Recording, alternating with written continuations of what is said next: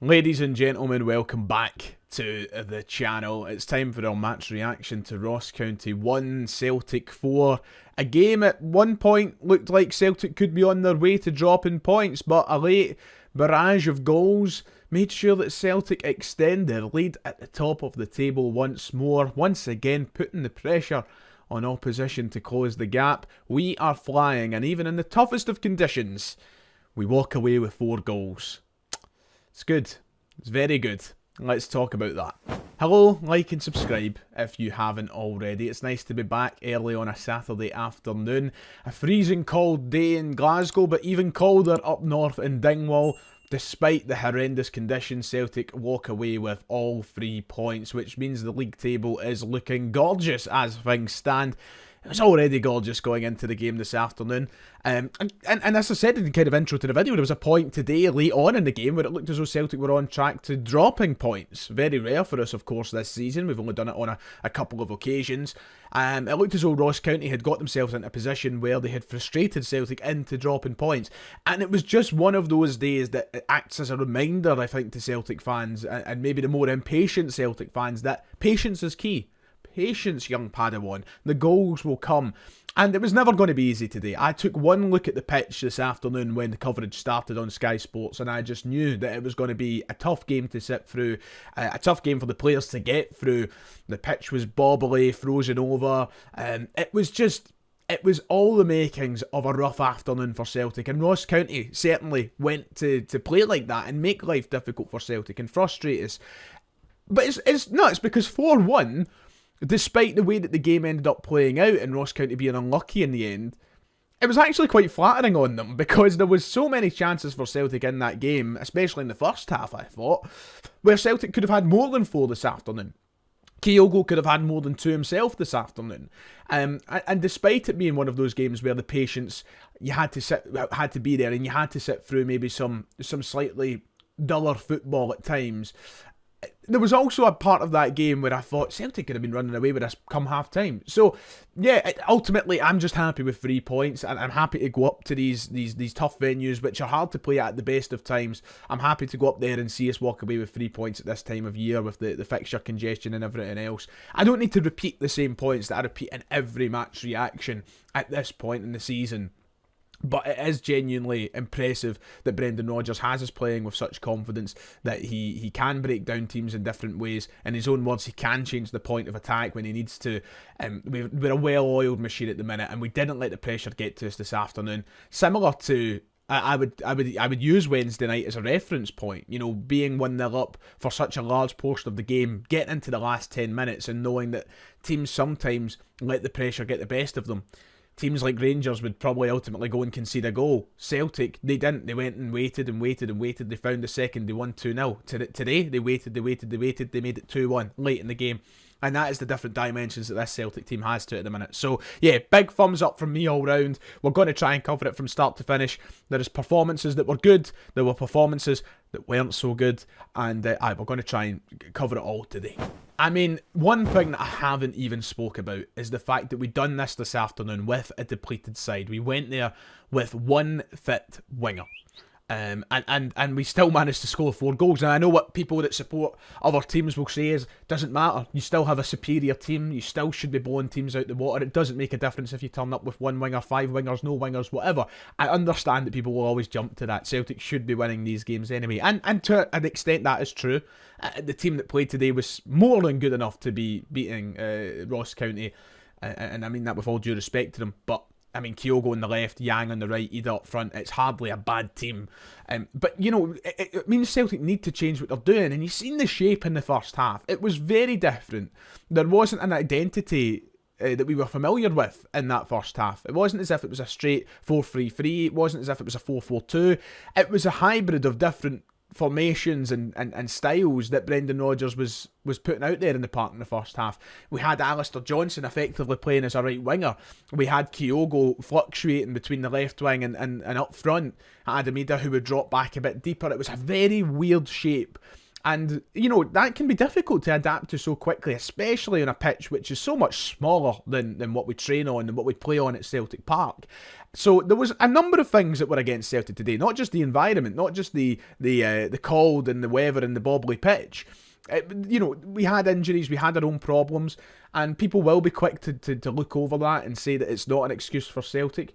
Trust me, I wouldn't have used it as an excuse if we dropped points today. I would have still been expecting Celtic to win that game. But ultimately, we have our own injury problems, just like other sides have their own injury problems, and we should be allowed to acknowledge that. First half, I thought we were decent. I thought we actually played some really good stuff in the first half. It was obviously the chances that we wasted that was probably the most frustrating side to the game.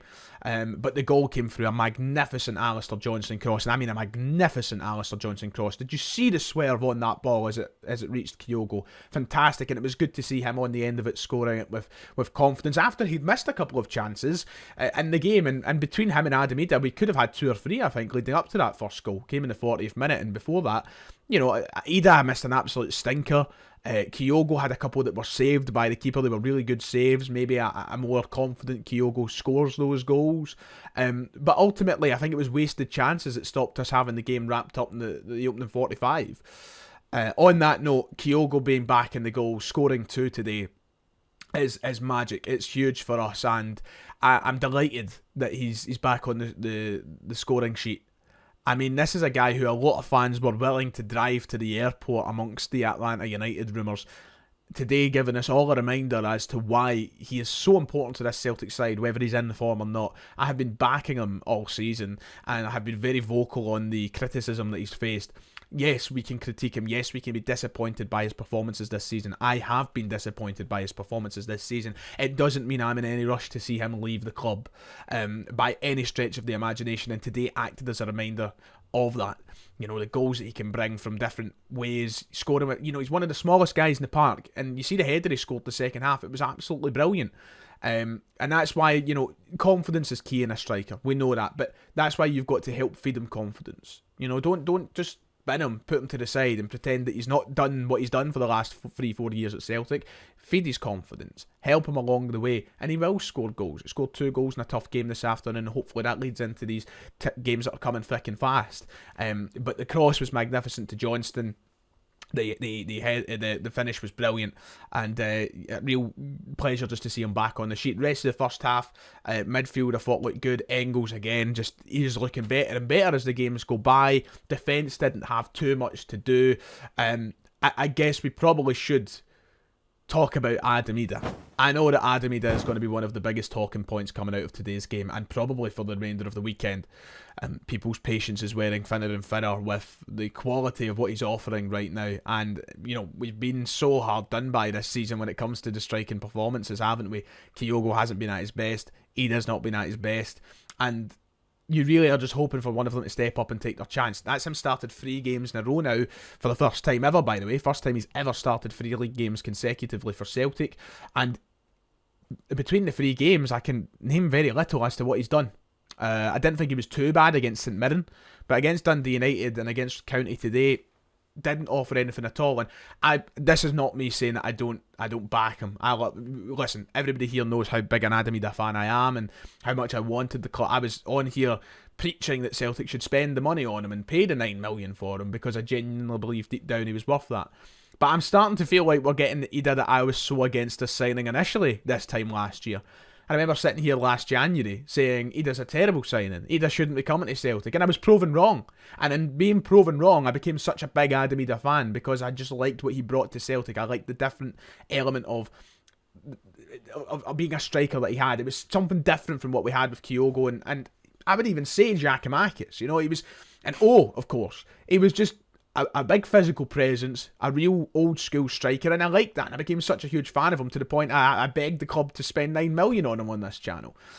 But this season, you'd be lucky to find him being worth 900 grand, let alone 9 million. He has been very poor, and today's performance was especially brutal. It was very bad from Idah. He didn't bring anything to the team. The only thing that he done that I thought wasn't too bad was the wee header onto Kyogo in the first half, and Kyogo missed the chance, sadly. And it would have been a great assist. It would have been a magic assist. Would it have masked his overall performance? I don't think so. And that's ultimately why we're here talking about it now. He is coming under a lot of scrutiny on social media for his performance today. And I can only say to that, rightly so, because he was, as I said, brutal. I believe he'll turn it round. I truly do. Some people are just washing their hands of him. And look, listen, I can't blame you for that, the way he's played this season. But just like I've said with Kyogo and Engels when people were turning on him, it's give them time and believe in them. Don't turn your back on them. Especially when they've shown quality before. It's not as if, listen, I think it would be a totally different story if he came in the summer and he wasn't here on loan. I probably would be saying he's rotten and get rid of him.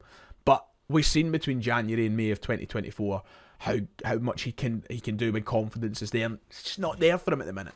But he needs to sort it, and he needs to sort it soon, because patience will wear thinner and thinner, and the fans who are more supportive of him, fans like me, they'll eventually start turning on him as well. But today he was really, really poor in a game that you thought he would thrive in, especially when I think that Celtic changed their style a little bit to suit him. Thought there was more balls in the air, and more height in our game. We couldn't really play along the ground as much into the final third as we usually would because of the state of the pitch. And yet he just wasn't anywhere to be seen, and that's disappointing. Second half, I think we didn't look as good for the vast majority of it. Ross County obviously found themselves back into the game. Penalty was given. It was a weird penalty. I'm not going to get caught up on it for too long. Ultimately, I'd probably agree with the decision. I think that Johnson gave the referee very little to think about. I'm not saying that it was a stonewaller by any stretch of the imagination, but you really don't create a good image to look at when you go through the back of someone when they could be in a goal-scoring opportunity. So I understand why the penalty was given. They equalised. Celtic have got their back to the wall a wee bit, and it's all about patience at that point. And I hope we're learning as a support to just be that little bit more patient, because it paid off when Kyogo scored the second for us.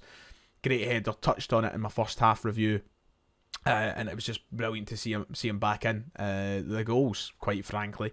But we waited and through some of the tougher watches and that kind of between their penalty and maybe the 80th minute, that 20-minute spell, I was really concerned we weren't going to find a goal. I was really concerned that I kind of thought we might have walked away with only a point this afternoon.